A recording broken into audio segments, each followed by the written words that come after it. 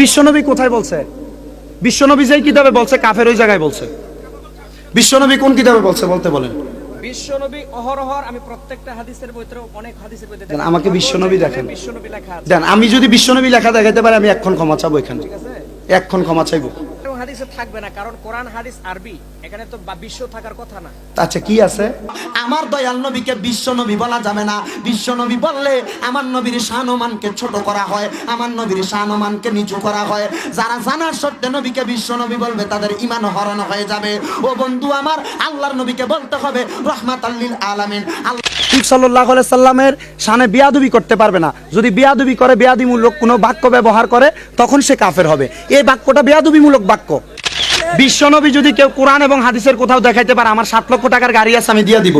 কেউ যদি কোরআন এবং হাদিসের কোথাও বিশ্বনবী লেখা দেখাইতে পারে, আমি তাকে আমার 7 লক্ষ টাকা দামের গাড়ি দিয়ে দিব। চ্যালেঞ্জ করে দিলাম, যান এবার আমার দেখাইয়েন। যখন পারেন কিয়ামত পর্যন্ত চ্যালেঞ্জ করলাম, কিয়ামত পর্যন্ত আমার নাম্বার রাখবেন, নাম্বার দিয়ে যাব নাকি? কোরআন এবং হাদিসে থাকবে না কারণ কোরআন হাদিস আরবি, এখানে তো বিশ্ব থাকার কথা না। আচ্ছা কি আছে? ঠিক আছে না? কারণ কোরআন সহজ ভাষার সমাধান। বিশ্বনবী কোথায় বলছে?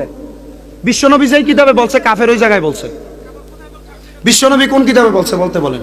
বিশ্বনবী অহরহর আমি প্রত্যেকটা হাদিসের বইতে অনেক হাদিসের বইতে দেন আমাকে বিশ্বনবী দেখেন। বিশ্বনবী লেখা আছে। দেন আমি যদি বিশ্বনবী লেখা দেখাইতে পারি আমি এক্ষণ ক্ষমা চাবো এখানে। ঠিক আছে? এক্ষণ ক্ষমা চাইবো। বিশ্বনবী কোন কোরআন এবং হাদিসের মধ্যে সরাসরি বলছেন, আমি দেখাইতে পারলাম, আমি এখানে ক্ষমা চাইবো এক্ষণ। কিতাব দাও। রাগ করবেন না হুজুর, ওনাকে বলছি। অনেকক্ষণ পর্যন্ত বৈশা বৈশা আলোচনাটা শুনলাম। উনি ওয়াজের মধ্যে একবার কইতাছে বিশ্বনবী, আরেকবার কয় রাহমাতাল লিল আলামিন। বুঝার জন্য, শুধু আপনাদের সামনে খারাপ কোনো উদ্দেশ্য নয় রে বাবা। আমার আল্লাহর নবীকে আমার মনে হয় উনি আলেম হতে পারেন, তবে বুঝা বলে নাই বিদায় বলছেন বাবা। আল্লাহর নবীরে যেই ব্যক্তি জানার সত্ত্বে বিশ্ব নবী বলবে সে কাফের হয়ে যাবে। কি হবে? উনি রাহমাতাল লিল আলামিন নবী বলেছেন, রাহমাতাল লিল আলামিন নবী এটা আমার নবীর একটা গুণ।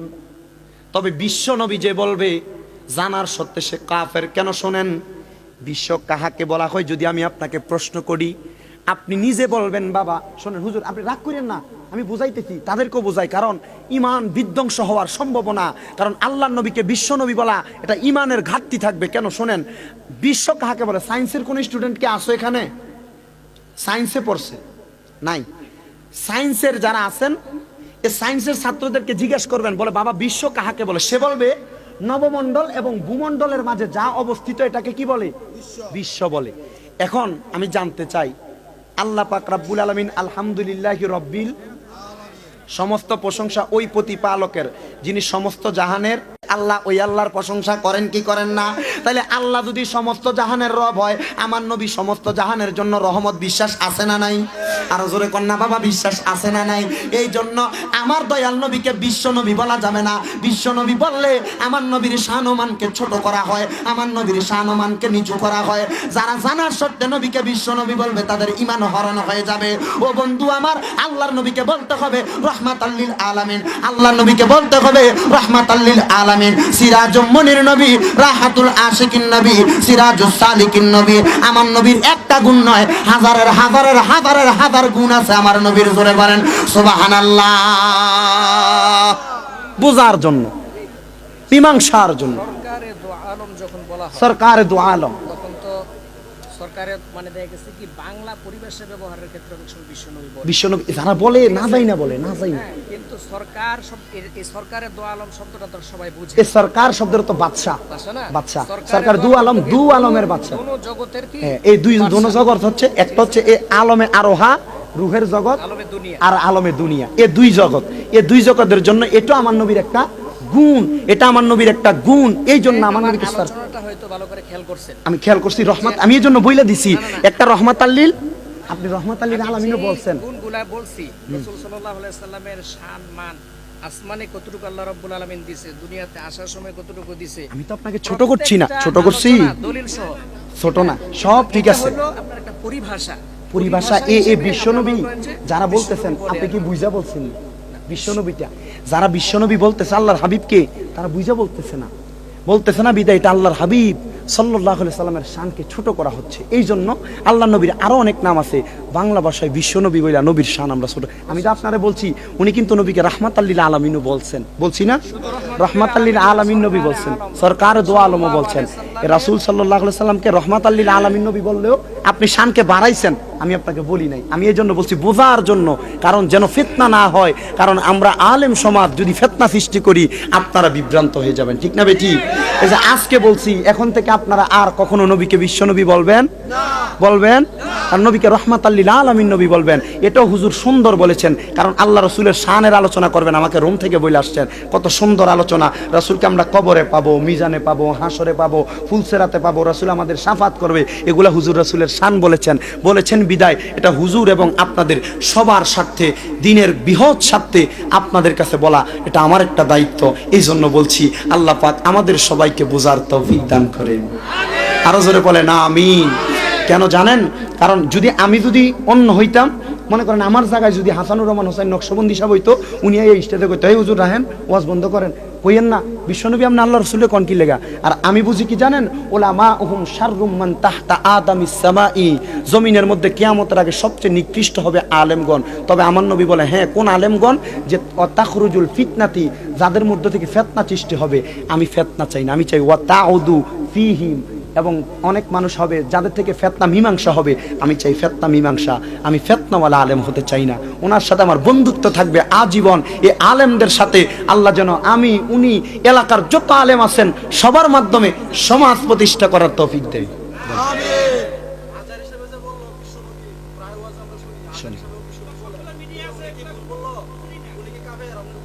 মাশাআল্লাহ, আমি যে আপনাকে খুব জানতে চান, মাশাআল্লাহ খুব সুন্দর না প্রশ্নটা? সুন্দর। দেখেন, আজহারি সাহেব কাফের না কাফের? হ্যাঁ বলছি, শোনেন, আমি বলছি যারা বিশ্বনবী বলতেছে তারা না বুঝে বলতেছে। বলে হুজুর উনি তো ডক্টরেট, উনি কি না বুঝেন না? হ্যাঁ উনি বোঝেন। তবে আল্লাহর হাবিব সাল্লাল্লাহু আলাইহি ওয়াসাল্লামকে বিশ্বনবী বললে যে শুধু এক জগতের নবী বলা হয়, এই জন্য আল্লাহর হাবিবকে বিশ্বনবী বলা যাবে না। বলেন না, বিশ্বনবী বলা যাবে না। তবে হ্যাঁ, আল্লাহর হাবিব সাল্লাল্লাহু আলাইহি ওয়াসাল্লামের শান ও মান বাড়ানোর জন্য আমরা আল্লাহ রাসূলের আরো সুন্দর নাম আছে। যেমন মনে করেন আমার বাবা, ওনার নাম আছে আব্দুর রহমান বা সাহেব আলী, আমার আব্বার নাম। আচ্ছা, আমি যদি ওনাকে বাবা না বলে সাহেব আলী করে ডাক দেই, সম্মানটা কি ছোট হইব না বড় হইব? মানুষ আমার বেয়াদব কইতো না? আচ্ছা, আমার আব্বার নাম সাহেব আলী, উনি যদি ওনারা যদি আমি আব্বা না কই, ডাইকে যদি আমার মার জামাই কই, বেয়াদবি না? সেম কথা, বুঝতে পারছেন? এভাবে আমি চাই ফিতনা না হোক, আমি আগে। এটা আল্লাহর নবীর শান না। না, এর কথা খুব সুন্দর, এটা বোঝার জন্য। দাঁড়াও বাবা বাবা বাবা, না না না, শোন আমি আরো বুঝাই, এই বুঝাই দিই। থাক থাক থাক থাক, এগুলো করা যাবে না। হ্যাঁ, ঝগড়া পাসাদ হবে না। শোনো, আমি বলছি, এই আমি বলে দিই, দাঁড়ান আমি মীমাংসা করে দিচ্ছি। শোনো, এই শোনো, আমি বুঝাই দিচ্ছি। এই শোনো, কাফের কখন হয় আগে বোঝো। এই শোনেন সবাই, ঝামেলা আপনারা বলেন কেন বাবা, বললেন না? হ্যাঁ, কাফের কখন হয় আমি বুঝাই দিচ্ছি। একটা মানুষ কাফের তখন হয়, বেশি উপরের ক্লাসের হাদিস পড়া লাগে না, ক্লাস 9 এবং 10 হাদিসগুলা পড়লে তখন এটার মধ্যে সরাসরি আছে। কাফের বলা হয় তখন যখন আল্লাহ রাসূলের কোনো শান বেশি আছে, বেশি থাকার পরেও কোনো শানকে নিচু করে বলা হয়, তখন ওই ব্যক্তি কি করে? কুফরি করে। কি করে? কুফরি করে। তো কুফরি যে করে সে কাফের হয়। কথা বুঝতে পারছেন তো? আমার কথা হচ্ছে, এই আল্লাহ রাসূলের শান ছোট করে নবীকে এক দুনিয়ার জন্য রহমত বলাটা, বিশ্বনবী বলাটা, এটা একটা কুফরির শামিল, একটা কুফরির শামিল। এই জন্য কাফের হবে। আর যদি না যাই না বলে কাফের হবে না, যাই না বলে। আমি কিন্তু ওয়াজের ধারাবাহিকতায় বলছি। তবে শোনেন, সাধারণভাবে কুফরি শব্দটা ব্যাপকভাবে না বলা, কারণ কি আল্লাহ রাসূল বলছেন যে কাফের নয়, যে ব্যক্তি বুঝে বলবে, যার কাছে যে সে যদি কাফের না হয়, শব্দটা ঘুরে যে বলছে তার কাছে আসবে। আচ্ছা, মাশাআল্লাহ। যার কাছে বলা হয়েছে সে যদি কাফের দেখেন, না কথাটা হয়, কিন্তু এখানে শেষ, কথাটা আসবে? আরো ক্লিয়ার হয়ে গেছে। তার কাছে আসবে। এই জন্য কুফরি শব্দটা আমরা ব্যাপক না করি। শোনেন, খুব সুন্দর একটা সমাধান হয়ে গেছে। যে কোনো একটা জিনিস নিয়ে আমরা কাফের ফতোয়া যদি দেই, কাফের ফতোয়া না, শোনেন আরো সহজ সমাধান করছি। আমি কিন্তু বলে দিছি, কেউ জি জি, এজন্য আমরা একটু সহজ করি আর কি। আসেন, এখানে আসেন বাবা। বুইজা কেউ যদি বলে, বুইসা কে, বুঝছেন না, কোরআনের ক্ষেত্রে একটু আপনি বুঝেন নাই, আপনি বুঝেন নাই, আপনি বুঝেন নাই। জি জি কাফের আমি আরো বুঝাই দিচ্ছি আপনাকে, শোনেন। আপনি আপনি বুঝছেন, আমি শোনাই, বোঝেন, শোনেন। আমি আরো বলছি, ক্লিয়ার হচ্ছে, এদিকে আসেন, আমি আরো ক্লিয়ার করে বোঝাই দিচ্ছি। তা আপনি তো বুঝেনই না। আমি কি বলি নাই, বুঝা কেউ যদি বিশ্বনবী বলে, আমি তো সমাধান করে দিচ্ছি। আমি বলছি যে বুঝা কোনো মানুষ যদি আল্লাহর হাবিবকে বিশ্বনবী বলে, সে কি হবে? আপনি বুঝেন নাই বাবা। আল্লাহর হাবিব সাল্লাল্লাহু আলাইহি ওয়াসাল্লামকে কেউ যদি বুঝে বিশ্বনবী বলে, বুঝে, আমি বলি না কথাটা ভাঙ্গা, বুঝা বিশ্বনবী বলবে, আপনিও বুঝেন নাই। আল্লাহ আমাদেরকে বোঝার তৌফিক দান করুন, হেদায়েতের রাস্তায় কবুল করুন। জি এই কথাটা রাজা সাহেব আমি বলি, এই কথাটা শোনেন, আমি বইলা দেই, আপনি বোঝেন নাই। আল্লাহর হাবিব সাল্লাল্লাহু আলাইহি ওয়াসাল্লামকে যে ব্যক্তি বুঝা বিশ্বনবী বলবে, আপনি মনে হয় বোঝেন নাই, এখনো বোঝেন নাই। আল্লাহ বোঝার তৌফিক দিক। বুঝা কেউ যদি বিশ্বনবী বলে, বাসা একটা সমাধান দিয়ে দিচ্ছি, শোনেন। কেডা?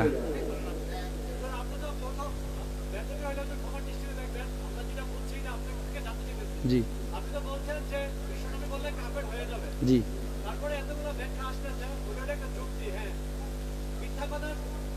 সুন্দর, হ্যাঁ, ভালো যুক্তি আসে।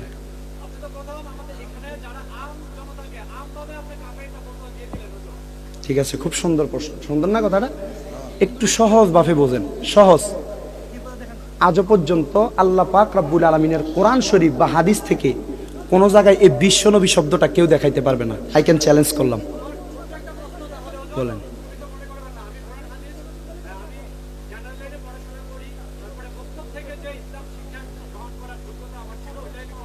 জি, উপকৃত হব। উপকৃত, মাশাআল্লাহ, খুব সুন্দর না? একবার সুন্দর। এটা হচ্ছে শিক্ষিত প্রশ্ন। এখানে দাঁড়ায় দাঁড়ায় ফটর ফটর করাটা শিক্ষিত প্রশ্ন না, খুব সুন্দর। শোনেন, এক নাম্বার আপনার কথাটার একটা জবাব, আল্লাহ পাক রব্বুল আলামিনের নবীকে বিশ্বনবী কোরআন এবং হাদিসের কোনো জায়গায় নেই। এক নাম্বার প্রশ্নটা বুঝেন, বিশ্বনবী শব্দটা কোরআন এবং হাদিসের কোনো জায়গায় নাই। কোরআন এবং হাদিসে থাকবে না, কারণ কোরআন হাদিস আরবি, এখানে তো বিশ্ব থাকার কথা না। আচ্ছা, কি আছে? ঠিক আছে না, কারণ কোরআন সহজ ভাষার সমাধান। বিশ্বনবী কোথায় বলছে? বিশ্বনবী যেই কিতাবে বলছে, কাফের ওই জায়গায় বলছে। বিশ্বনবী কোন কিতাবে বলছে বলতে বলেন? বিশ্বনবী অহরহর, আমি প্রত্যেকটা হাদিসের বইতে, অনেক হাদিসের বইতে দেন, আমাকে বিশ্বনবী দেখেন। বিশ্বনবী লেখা আছে। দেন, আমি যদি বিশ্বনবী লেখা দেখাইতে পারি, আমি এক্ষণ ক্ষমা চাবো এখানে, ঠিক আছে, এক্ষণ ক্ষমা চাইবো। বিশ্বনবী কোন কোরআন এবং হাদিসের মধ্যে সরাসরি বলছেন, আমি দেখাইতে পারলাম, আমি এখানে ক্ষমা চাইবো এক্ষণ। কোন জায়গার মধ্যে আমি এখনো পর্যন্ত কোন হাদিসের কিতাবে আমি পাচ্ছি না আল্লাহ নবীকে বিশ্বনবী বলা যাবে। বলে বড় বড় আলেমগণ বলে, দেখেন তাদের আকীদা কি। আল্লাহ নবী হচ্ছেন রাহমাতাল লিল আলামিন। নবী দেখায় দেন আমাকে বিশ্বনবী আছে কোথাও। নবী সাল্লাল্লাহু এই যে বিভ্রান্তি সৃষ্টি হচ্ছে, দেখাই, এখন বলছে না উনি দেখাবেন, বুঝছেন? এখন কেন দেখাচ্ছেন না? আচ্ছা, আপনি একটা বই বাই করেন না, আপনি বের করেন, যান। আমি পয়রা শোনামু বিশ্বনবী আছে নাকি, আমি পয়রা শোনামু।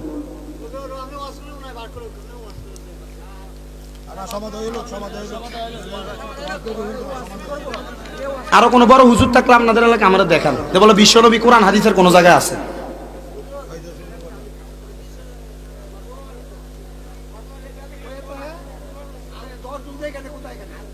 ঠিক,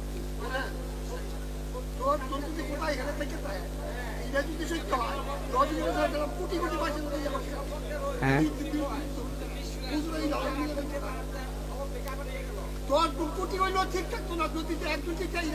ঠিক, আপনার কথা সুন্দর, বসার অসুবিধা নাই। এটা সমাধানের দরকার, দরকার নাই, ঝামেলা না।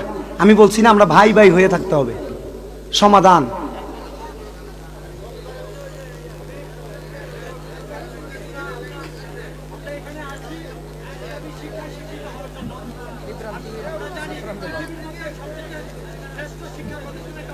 মাহফিল,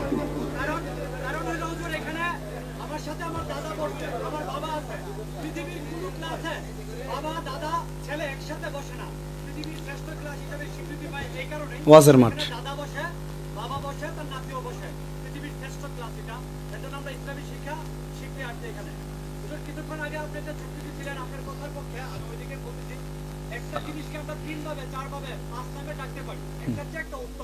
উত্তম উত্তম।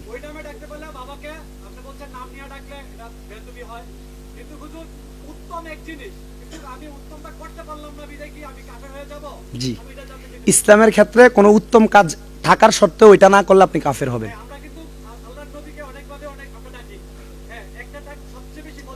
হ্যাঁ, ডাকতে পারি না।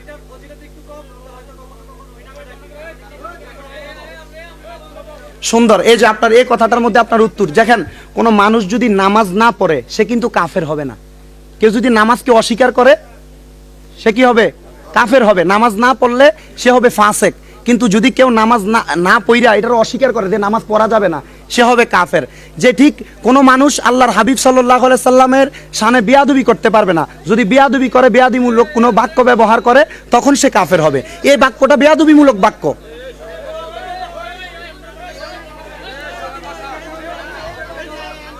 এ বাক্যটা বেয়াদবিমূলক বাক্য আল্লাহর হাবিবের শানে।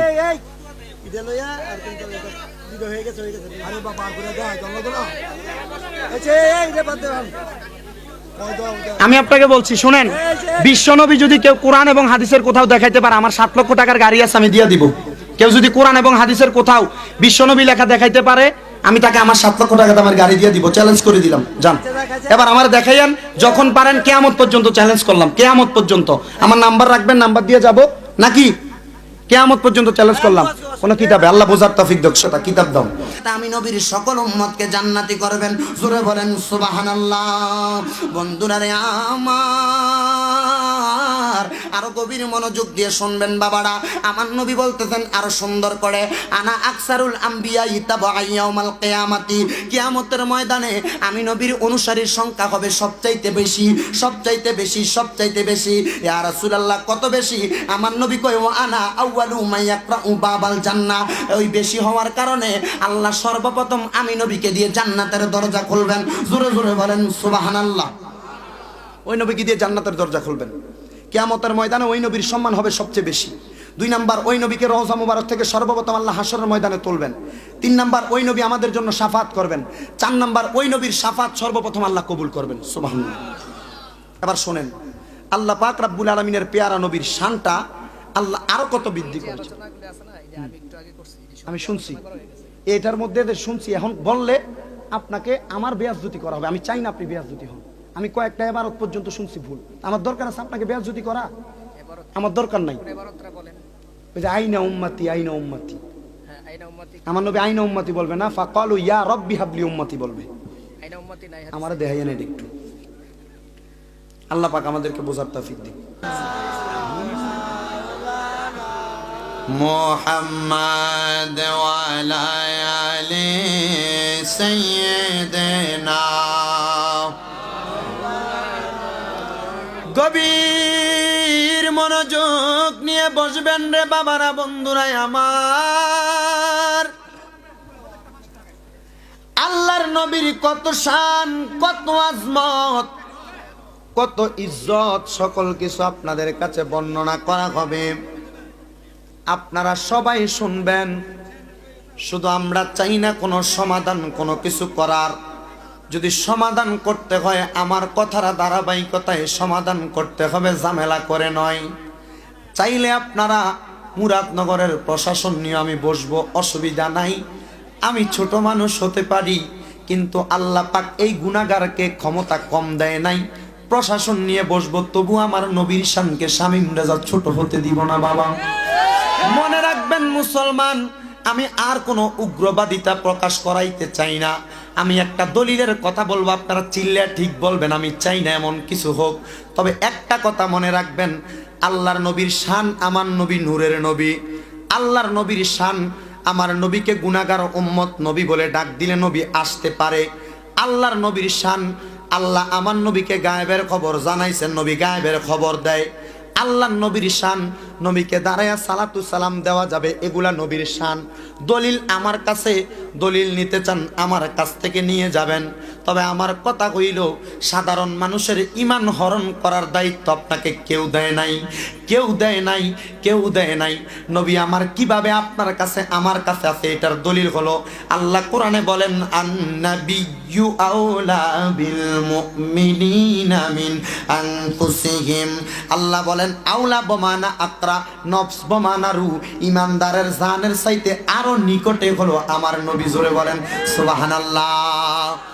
এবার নবীকে দাঁড়ায়া সালাতু সালামের ব্যাপারে আর সুন্দর করে আল্লাহ পাক রব্বুল আলামিন কোরআনুল কারীমের মধ্যে বলে দিয়েছেন, ওয়াসাল্লিমু তাসলিমা। আল্লাহ পাক রব্বুল আলামিন কোরআনুল কারীমের মধ্যে বলেছেন, তোমরা সালাম দাও আদবের সাথে। আপনারা বলেন নবীরে দাঁড়ায়া সালাম দিলে আদব না বৈশা? দলিল আছে না নাই? আহলে সুন্নাত ওয়াল জামাতের আকীদার প্রত্যেকটা কথার দলিল আছে, শুধু আপনাদের বুঝতে হবে। এই জন্য আমি বলেছি জমিনের মধ্যে সবচেয়ে নিকৃষ্ট হবে উলামা উহুম শাররুম মান তাহতা আদামিস সামাই, সবচেয়ে নিকৃষ্ট হবে আলেমগণ। আর ওই আলেমের মধ্যে এমন কিছু আলেম বের হবে, অফিহিম তাখরুজুল ফিতনাতি, এদের মধ্য থেকে ফিতনা সৃষ্টি হবে। অফিহিম তাউদু, আবার এমন কিছু আলেম থাকবে এগুলো সমাধান করবে। আমি ছোট দাড়ি টাড়ি উঠছে না, এর লাগে মনে করছেন সমাধান করতাম পারতাম না।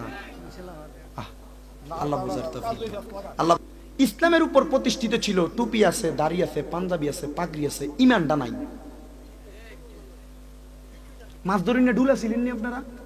ডুলার তলাটা সিরিয়া মাছ ধরতেন গেছেন, গছি দিয়া মাছ ধরছেন, মাছটা রাখছেন, ডুলা থাকবো?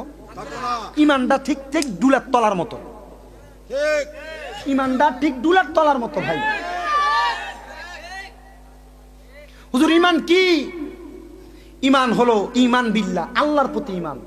আল্লাহর প্রতি ইমান বিদায় আপনি বলবেন রব্বি মান রব্বুকা, রবকে রব্বি আল্লাহ। কিন্তু ইমান বির রাসূল এত কঠিন, এত শক্ত। রাসূলের প্রতি ইমানের মধ্যে যদি আপনার গরমিল থাকে, আপনাকে কবরে প্রশ্ন করা হবে, রাসূলকে দেখাবে, ওয়ামান হাজার রাসূল, এই ব্যক্তিকে তুমি চিনো কিনা? আচ্ছা বলেন, যদি আপনি রাসূলের সামনে একটু বেয়াদবি করেন, রাসূল যদি আপনার দিকে তাকায় বলে আমি তোমাকে চিনি না,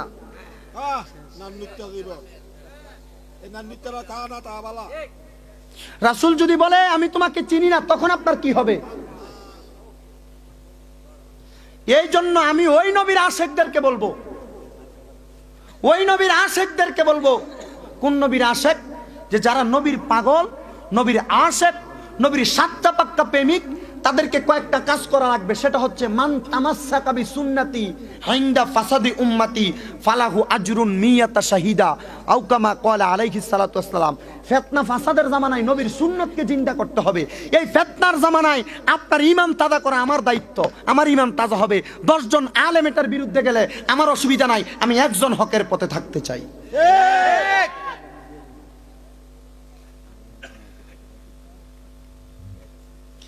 গভীর মনোযোগ। নবী গো, আপনি বলেছেন কবরে আপনি আমাদেরকে নিয়ে যাবেন জান্নাতের মধ্যে, আপনার সাথে আপনি নবীর কাছে জানতে চাই কোন কোয়ালিটির মানুষ। নবী বলে 2 কোয়ালিটির মানুষ। ইয়া রাসূলুল্লাহ, এটা কি পুরুষ না মহিলা? আমার নবী কই পুরুষ মহিলা ভেদাভেদ নাই। 2 কোয়ালিটির মানুষের মধ্যে সর্বপ্রথম একটা হলো ইমানদার, 2 নাম্বার হইল আমলওয়ালা। বাবা আমার, আপনার ইমান আছে আমল নাই, এমন ইমানের কোনো দাম নাই। আমল আছে ইমান নাই, এমন আমলের কোনো দাম নাই। থাকতে হলে 2টাই থাকা লাগবে। কিন্তু সুন্দর টুপি পাগড়ি দাড়ি লাগাইয়া যখন আমল করে কোফাল কালা বানায়া লায় নামাজ পড়তে পড়তে আপনি মনে করেন বেটা বড় ইমানদার। ইমানটা ঠিক আছে কিনা একটা আমার যাচাই করে দেখেন। আমি বলবো না, আমার কথা বিশ্বাস করেন। আমার ইমানটা ঠিক আছে আপনি জানেন কিনা আমি এটাই তো জানি না। বাবা আমার দাওয়াত করেছেন, আমার গুনাহ যদি আপনারা দেখতেন, আমার তো এখানে প্রধান বক্তা দিবেন দূরের কথা, এখানে বসতেও দিবেন না আপনারা। আমি কত বড় গুনাহগার আপনারা যদি দেখতেন, আমাকে এখানে বসার যোগ্যতা আপনারা দিতেন না আমাকে। এই জন্য আপনাদের কাছে আবদার হলো, যখন যেটা যাচাই করবেন ইমানটা ঠিক কিনা, আকীদা ঠিক কিনা, পাঞ্জাবি দাড়ি টুপি দেখলে আপনি ইমানদার মনে করবেন না। আমাকে মাহফিলের যিনারা আয়োজন করেছেন 3 জন ভাই, সুমন মিয়া, মামুন মিয়া এবং ইমন মিয়া, ওনাদের বাবার নাম আব্দুর রহমান মিয়া, উনি বলেছেন হুজুর মা ফাতেমা হাসান হোসাইনের ওয়াজ করেন। ধারাবাহিকতা আসতেছিলাম, এখনই আসতেছি। দেখেন নবীজির কলিজার টুকটা নাতি ছিল ইমাম হাসান হোসাইন রাদিয়াল্লাহু তাআলা আনহু। আপনারা যারা যুব সমাজ আছেন, আপনারা যুবকরা তো মনে করতেছেন কি জানি জান্নাত। আপনারা জানেন না আল হাসান ওয়াল হুসাইনু সাইয়্যিদা শাবাবি আহলিল জান্নাহ। ইমাম হাসান হোসাইন হবে আপনারা যুবকদের জান্নাতের সর্দার।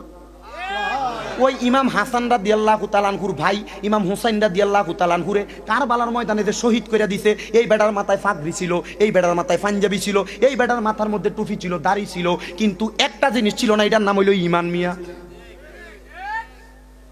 ইমাম হুসাইন রাদিয়াল্লাহু তাআলা আনহুরে জবাই করার আগে, কতল করার আগে তারা একসাথে মিল্লা বইছে, কইছে তাড়াতাড়ি নবীর নাতি ইমাম হুসাইন রে শহীদ করা, আমরা আসরের নামাজ কাজা হইয়া যায়। নাউজুবিল্লাহ কইতেন না? নবীর বংশের গলার ভিতরে ছুরি দিয়া তুমি আসরের নামাজ পড়বা, কবুল হবে?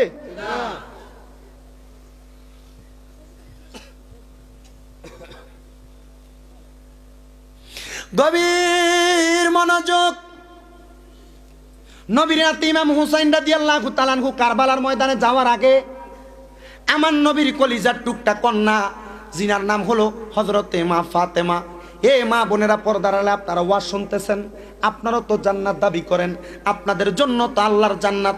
আপনার অন্তরে নবীর প্রেমটা কত আছে? আপনার কাছে আমি প্রশ্ন ছেড়ে দিলাম, নবীর সম্মান আপনি কতটুকু উচ্চ মর্যাদা সম্পূর্ণ করতে পারতেছেন, আমি আপনার কাছে ছেড়ে দিলাম। হে আম্মু, আপনি জানেননি আপনি কার সঙ্গে জান্নাতে থাকবেন? আমার নবী কয়, সেই আমার নবী ডাক দিয়ে বলতেছেন, আল ফাতেমাতু সাইয়্যিদা নিসাই আহলিল জান্নাহ। আমার ফাতেমা রাদিয়াল্লাহু তাআলা আনহা হবে জান্নাতের মহিলাদের সরদারিনী। সুবহানাল্লাহ পড়েন। মহিলারাও জান্নাতে যাবে। আমার নবীজি মসজিদে নববী মানে মদিনা শরীফ হজ করছেননি? আপনি করছেননি? মদিনা শরীফের মসজিদে নববীর যেই জায়গাটা, আমার নবী যেটার মধ্যে খুতবা দিতেন, মিম্বর। আমাদের এলাকার মধ্যে মসজিদের মধ্যে মিম্বর কিন্তু 3 থাক আছে না নাই? অনেক জায়গার মধ্যে দেখবেন 2 থাকওয়ালা মিম্বরও আছে। আমার নবী যেই খুতবার মিম্বরে খুতবা দিতেন, এই খুতবার মিম্বর কি মাত্র 2টা 3টা? অনেক বড় মিম্বর, অনেকগুলা একসাথে রয়েছে।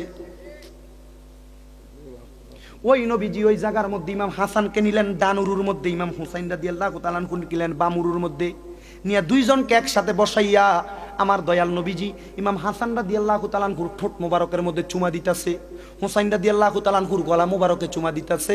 আমার নবীকে ফাতেমাতু জহরা হযরতে রাহমাতুল লিল আলামিন নবীজির কন্যা মা ফাতেমা, বাবু সালাম নামক একটা দরজা আছে মদিনা শরীফে, আছে না নাই? হজ যারা করেছেন আপনারা জানেন, ওই বাবু সালাম নামক দরজাটা, বাবারে আমি কোনোদিন এখনো হজ করি নাই, তবে আল্লাহর রহমতে মদিনা শরীফের কোন জায়গায় কি আছে আমি বলতে পারবো। হুজুর কিভাবে শরহে বেকায়া নামক একটা কিতাব আছে, মেন কিতাব, শরহে বেকায়ার প্রথম খণ্ডের মধ্যে বাবুল হজের অধ্যায়ের মধ্যে মদিনা শরীফের কোন প্রান্তে কোন দিক দিয়ে কোন জায়গায় কি আছে, শরহে বেকায়ার মেন কিতাবটা পড়লে সবাই কইতে পারবে মিয়া।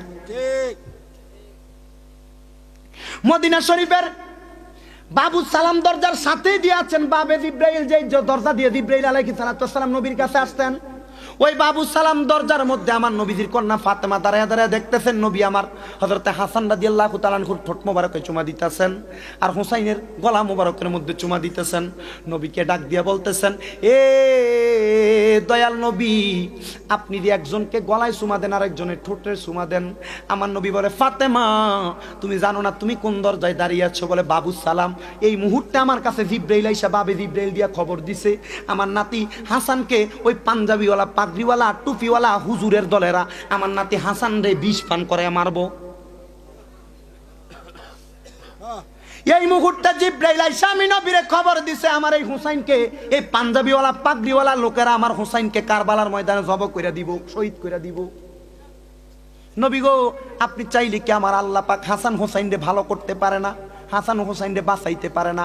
আমার নবী কয়, না, হাসান রাদিয়াল্লাহু তাআলা করে বিষ পান করাইবো, যতটা ফোঁটা লুল বাড়িব মুখ দিয়া, ওই লুলের উসিলা আমি নবীর উম্মত রে, গুনাহগার উম্মত রে নাজাত দেওয়া হবে। হুসাইন রাদিয়াল্লাহু তাআলা কারবালার ময়দানে যতটা ফোঁটা রক্ত মোবারক বাইর হবে, প্রত্যেকটা ফোঁটা রক্ত মোবারকের বিনিময়ে আমার আল্লাহ পাক আমি নবীর লক্ষ লক্ষ কোটি কোটি গুনাহগার উম্মত রে জান্নাতে বানাইবো। ও বন্ধু, জানতে চাই কারবালার ময়দানে তো ইমাম হুসাইন রাদিয়াল্লাহু তাআলা কতল করছে টুপিওয়ালা পাগড়িওয়ালা পাঞ্জাবিওয়ালা হুজুর।